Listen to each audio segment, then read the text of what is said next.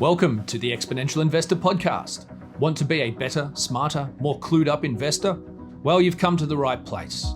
We cover the breakthrough investment ideas you don't hear about in the mainstream to keep you on top of the megatrends and opportunities reshaping our world. And welcome back to another episode of Exponential Investor Podcast. I am your host, Shae Russell, and joined with me today is my fabulous co-host, Sam Volkering. Sam, how are you, mate? We missed you last week. I'm pretty good. It was a busy week last week over in Amsterdam. A couple of really big conferences, loads of information. Like we've discussed before, those events are great to go to, but they're just endless, tiring, so much info to consume. Like I've got notes. I mean, I would say pages and pages of notes, but the reality is it's just like, it's all on my phone. So it's just sort of, I don't know what you call it, just scrolls and scrolls of notes, I suppose. Can I ask, as somebody as tech gadgety as you, why haven't you gone to the digital notepad? It's too It's the bulky. greatest thing you've ever done. It's too bulky for me. Yeah. Is it I'm really? all about, I suppose you don't... my swipe game on my phone is top notch. Okay. All right, cool. That was basically just another chance for me to show off that I've got a digital notepad. I know, and you don't. you just dropped that little piece of tech gadgetry at the I very do it all subtly. the time. However, we are not here to talk tech, although I wouldn't mind tapping into a little bit about what your conference is. And hopefully we naturally end up here this way. Or going that way. Now, what I want to talk about today is newbie stuff. I am fresh from lunch with a former work colleague, somebody I absolutely adore. She is in the financial space, though she's not an analyst herself. And she still doesn't really know what she's doing. Now, I don't want to hold that against her. In fact, I think it is an excellent example of just because you're around it doesn't mean you know what's going on. So today's topic is, what are the most common questions you get asked? And what are the most common questions I get asked? And more than anything, my goal here is to help people be confident with their investing or to start investing. So, Sam, I put it to you first. When people find out what you do for a crust, what is the first question that you get asked? What's this common one? Well, the funny thing about that is I'm pretty sure people still don't know what I do for a living. I'm not.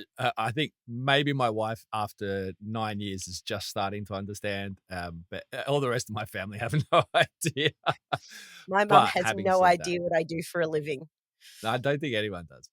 Anyway, side note. Look, the thing is, actually, before I do answer that question, you made a very important point there about confidence. Yes. Even and you said, people can be around, they can be involved in finance or financial institutions. I know plenty of people that are involved in banking and finance, and they rarely, if ever, invest in the actual stock market. And I think a big part of it is obviously education and understanding how the markets work and how to invest, the very basics of it. How do you buy a stock? But as you said, I think confidence is a really big part of it as well, because you constantly get this negative news from all angles, be it the radio, be it television, the papers, online, social media, that markets are risky, markets are bad, the markets are volatile, and it can really knock confidence for somebody that's just starting out. So one of the questions that I do get quite a lot from people is just the most basic thing in the world: how do I get started? And it surprises me, but it surprises me in a way that we maybe take for granted, perhaps, Shae, how difficult for a lot of people just buying a stock can be. So I think the first thing that people should really think about is if you're wanting to invest in the market, how do you actually go and buy a stock? So the important thing there is to find a stockbroker. And the easiest way to do that is through online brokers. Now, whether you're in Australia or the UK or America, there's a plethora of different online brokers that you can use. In the UK, though, for instance, the big online brokers are companies like Hargreaves Lansdown, Interactive Investor, Barclays. So you can go and have a look at all of them, understand what fees are involved with making purchasing a stock, understand what markets they have access to. Most of them have access to the London Stock Exchange, and some of them open up to the US markets and other parts of the world. That's the best thing to do to get started, is to go to some of the big online brokers. You can also find some comparison sites online, like finder.co.uk is a great one, which will give you a whole list of different online brokers, and you can do a little bit more research as to, what's the best one. So that's, for me, like, how do I buy a stock? Is you buy a stock through an online broker, and you just need to start by finding yourself an online broker. I think that is excellent advice. And oddly, we've been asked the same question clearly numerous times, which is, how do I do it? I recently recorded a 1.5 hour Zoom call with a friend of mine, or again, former colleague, now friend, all about what is a share? How do I buy shares? Where do I go? Talked her through step by step how to actually do a buy and sell trade through my stockbroking platform, because the whole concept was foreign to her, but also too, she was scared. And as you just said there, it's confidence that really matters. She's like, well, what happens when I hit buy? Where does my money go? You make a She really good shops at point. I was just going to say, do you know what's interesting is I get a lot of people that ask me, that even say to me when they buy in crypto as well, that they think they're buying a share, but there's obviously a very big difference Ah. in that. But well, what might be great? I'd love for everyone to hear, because I know you know, and I know you know, and you do describe things very, very well and succinctly. Maybe a good starting point would be, if let's say I want to buy a stock, I don't know anything, and what is a share, Shae? What is a share? What am I actually buying? A share is a small part of owning a company. A very small part. One share means you own one very, very tiny part of that company. Some companies have 300 million shares on offer. Some companies have 3 billion shares on offer. And buying one share means you own the tiniest portion of that company. So That wasn't succinct at all. no, that was good. That was good, because that's exactly what it is. And I think sometimes it can be overcomplicated, but it is. You are buying a slither of a It's slither. particular company. I love that word, slither. A slither of a Slither. particular company. Now, if you do that, and you buy a share, and you bought it through your online broker, do you own it? Do you hold it? How does that work in the modern age? That's actually, I think, a really good question. This has sort of evolved from where it was at lunch. It's like, well, what do I do next? It's like, do I buy more? Do I sell it? There was the urge to do something. And I think that's the problem. And I'm not sure if it's just the day and age we live in, or it's the psychology. Well, I've gone and done one action, therefore there must be an equal action or another action that I follow through, because it is actually quite straightforward once you buy. And my suggestion here is, it depends on why you bought the company. If you bought the company because you want growth, then no, you probably wait to see if the price goes up. If you bought the company because you want dividends, which is earning an income from the company's profits, then you basically hold on to it for as long as you want to receive those dividends for, and you worry less about growth. But my caveat here on what you do next is, look for another one. You don't have to hurry up and buy the next one, but it's all about having the confidence to be like, okay, so I've done it once. Now, how do I repeat this so I get more confident doing it? Yeah. And another thing that I get quite a lot, and I think is quite often overlooked even by those that do invest, is, okay, so I've got a couple of shares, and like you say, it's sort of like, then what? Do I sell these? Do I buy more? Okay, I've got a dividend. So for everyone that doesn't know, a dividend is a return of income back to shareholders if the company decides to pay out some of that income rather than reinvest back into the company.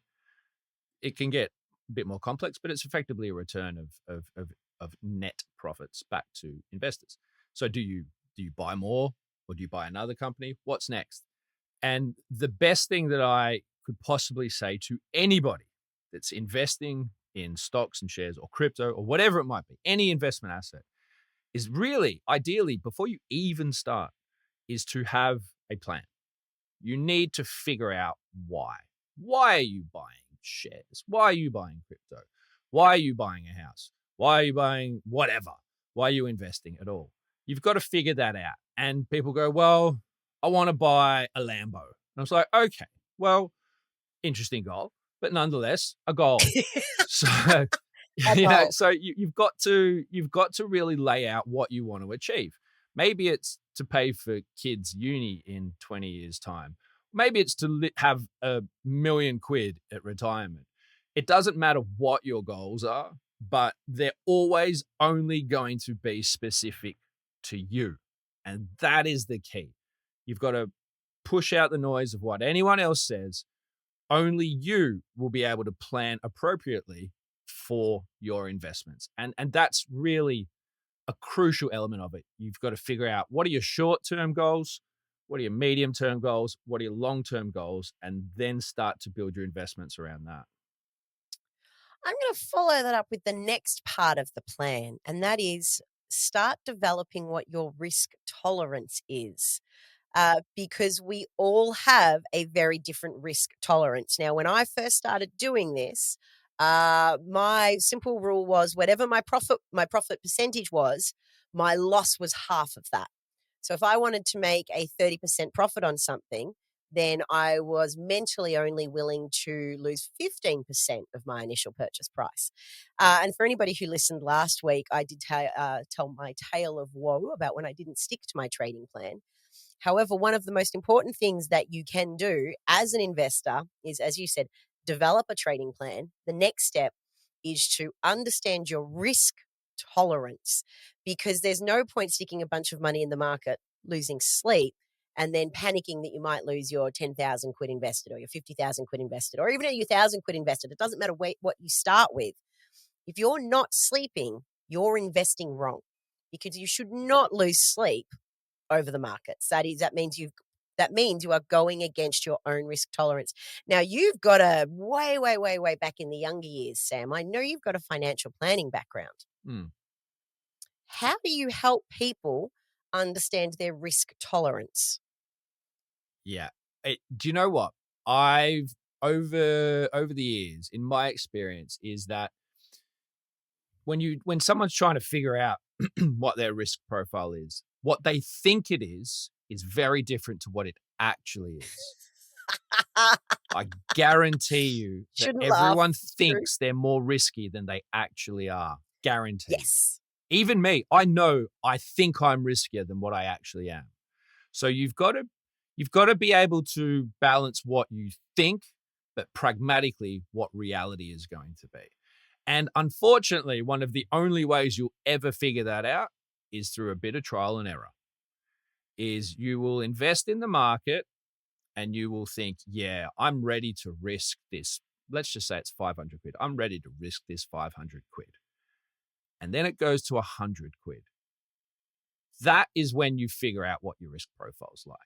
When you're investing actual capital of your own into the market and the value goes down, that's how you figure out what your risk tolerances are. It's not the best way. It's not like, I don't want to say it's the best way, but it's actually the best way to figure it out, because then you really know if you will have that sleep at night factor.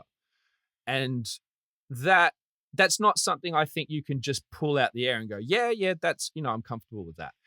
There is somewhat of an inverse to that, is that if you start small and then gradually sort of build up your position to find that level, that's another approach to take. So you might invest 100 quid into the market and then you're very comfortable with the fluctuations in that.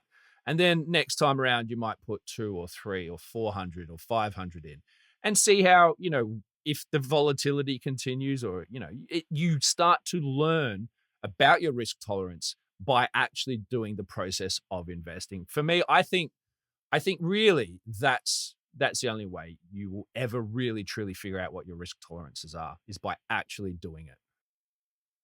I completely agree with you, actually. I accidentally did it that way as well myself. And it was about learning what I was willing to lose and what I felt comfortable losing. And it was only through basically, Can I add yes. something to that? Oh, No, yes. it's not only about understanding your risk tolerance as to if the value of your capital goes down. It also is, what is your risk tolerance if the capital value goes up by a lot? That also helps you very quickly figure out where you sit on the risk spectrum. And I say this from experience. When you've had a little bit invested that goes to a lot reasonably quickly, you very much figure out, okay, how much am I willing to roll the dice? And then you will 100% know exactly how much risk you're willing to take is when that a lot goes back to the smaller amount. Then So you will forever know how good you are with risk. So sometimes these are experiences that you just have to go through sometimes in the market. do you know, you have summed up both my personal experience and my girlfriend's personal experience today with cryptocurrency. She was telling me how, and I know I call it cryptos, and that's probably the wrong phrase, but she was telling me how at one point she had 12,000 Australian dollars in cryptocurrency, and right now she has $1,500 in cryptocurrency, and she did nothing. She just sat there and waited it out. Um, but I do think that's a very important point because having made money and lost money, I learned a lot. I learned as much about myself on the way down as I did on the way up. And early on amongst my ex-husband and I, we made a joke that, you could always tell it was midway through a rally because I was selling, because I was just too quick to exit the trade and having known that I made a profit. My risk tolerance has completely changed now. I've been doing this a lot longer, but you are 100% correct. Trial and error is the way to do it. And I had a trader sum this up for me beautifully a few years ago. If you're going to be wrong quick and take that lesson and apply it to the next one. And the other thing is that I don't think people appreciate that when you do start to invest, is that you will be at some point wrong. And if you are wrong and you get it wrong, you are not the only person that's ever got it wrong.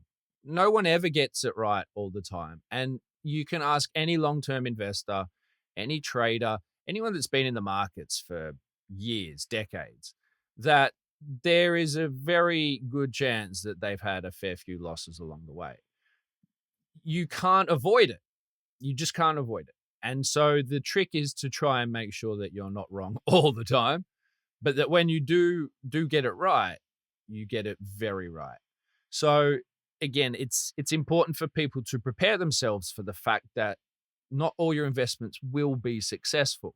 And I think if you go in guns blazing and don't have that appreciation for the fact that you might get it wrong, and you've got to be prepared to accept that you'll get it wrong, then you're going to fail in the market. Set yourself up to expect that it's not going to always go to plan. And while you will have a plan, your plan also does need to be flexible and to be able to adapt to your life situation, your state of mind at any given point along that track. And sometimes your goals do change, and that will affect your risk tolerance. So nothing should ever be set in stone and rigid that can't be changed. You should be adaptable and flexible, but you still should always appreciate that there will be great times, there'll be not so great times. And that's part of the journey. And that's what makes it so fun and exciting over a lifetime and this is why it gets back to your point about sleep at night factor. If you've got that sleep at night factor, this is actually really fun stuff to do. I completely agree with you. And I think I'm going to sum up with my 3 key takeaways from today, and then you can throw in anyone that you've got. But I think the most important thing here is confident. Don't be afraid to be confident with the market. The second one is you will develop your risk profile by trial and error. That's the only way to do it. So for that reason, start small. The third one that I'm going to throw in there is it's never too late to start. We didn't touch on that, but a lot of people, especially having the enormous bull market that we've just come out of, and now we're going into a bear market or in the bear market, one of the two, it's still never too late to start. There are still companies to invest in that will go up or down, whether the market's in a bull market or not. Do not be deterred by what you are seeing being described. There are still opportunities to be had. So I'm now going to throw over to you. What would be your 3 key takeaways for a new investor when it comes to their very new investing journey? For me, the most important thing is to just do it. The old Nike slogan is to, if you've never done it before, find an online broker, invest even in just one stock to start with, just to get that experience under your belt. And as you said, Shae, start small. Every time I speak to new investors in the crypto space, my advice is always start small. Understand what you're doing, and then you'll start to get an appreciation for, as we said, the risk profile and how to go about it. Even me, when I'm investing in something brand new, I always start small because it's new and it's foreign. And, I want to make sure I get the process right as much as get the investment right. And then I think you're absolutely right about, which we didn't really touch on, but it is never too late. If you've never done it, if you're 80 years old and you've never invested, it's not too late. You can start, you can get involved in the market, and you can then pass that information and knowledge on and down and through the generations. And I think it's important that we do that we make sure that, and hopefully this podcast and this sort of thing that we're talking about helps to do that, is to help people just get engaged with investment markets. And that no matter what the media says about the fear and the volatility and the terrifying nature of it, it's not that bad. There are always opportunities. Markets do go in cycles and they move up and they move down. But if you've got the right mindset and you've got the right approach, you're confident and you have that sleep at night factor, then it can be a really fun space to learn and to get involved with. Now, that's way more than 3 things, I know, Shae, but I'm not counting. It's all about education, just helping people to understand that it's not as terrifying as it might appear, and that once you just get started, it can be a really fun thing to do, and to then, engage with your kids or your grandkids or friends. You can really make something exciting and interesting about it with, family and friends. So it can be a lifelong dedication, I suppose. But yeah, this is how you end up in this. This is how you end up in this job, by the way, when you fall in love with it. I think you've summed it up really well, Sam. And just to wrap up with the closing thing, it's not just a multi-generational thing; it's a way of bonding across generations. Yeah. I learned about gold from talks with my old man at 16 over the kitchen bench, and I've never forgotten them. It's largely how I ended up where I am today. And to close out today, you don't need to pay a fortune for information. Thanks to the wonders of the internet, almost all of mankind's knowledge is available for free. You can get, like there's Investopedia, which is great to help you break down market terms. You can find out financial data, fundamentals about companies for free through Yahoo Finance and Google Finance. So much information. Charting software is available for free at your fingertips. You don't need to go away and do some really tough course or feel like you don't know anything, because there is an abundance of information to help get you started. There's great books out there as well, like on investor psychology and planning and all those sorts of things. Yep. So there's so many resources, like this fantastic Exponential Investor podcast where we put out free information for people listening and watching. The point is, there are more than any other generation in history, there is access to information that a lot of us didn't have 20 years ago. So it's never too late to start. Learn your risk tolerance. There's plenty of free information available to get you going, and also just have the confidence to back yourself and do it. Have I covered everything? Perfect. All right, Sam, well, we have gone on for a little over 23 minutes now, so it's probably time that we call it a day. Sam, it is great to have you back in the saddle. It means that I'm just not talking to myself in front of a screen anymore, but also, too, I think today was a fabulous topic because you never know when somebody needs to start learning to invest. And if you do know somebody who's just starting out their investing journey, send them this podcast and give them our tips to help get their investor journey along, and we'll be thrilled that we could be part of it. All right, everybody, it is time that I draw this podcast to a close. To quote Sam, thanks for watching and bye for now.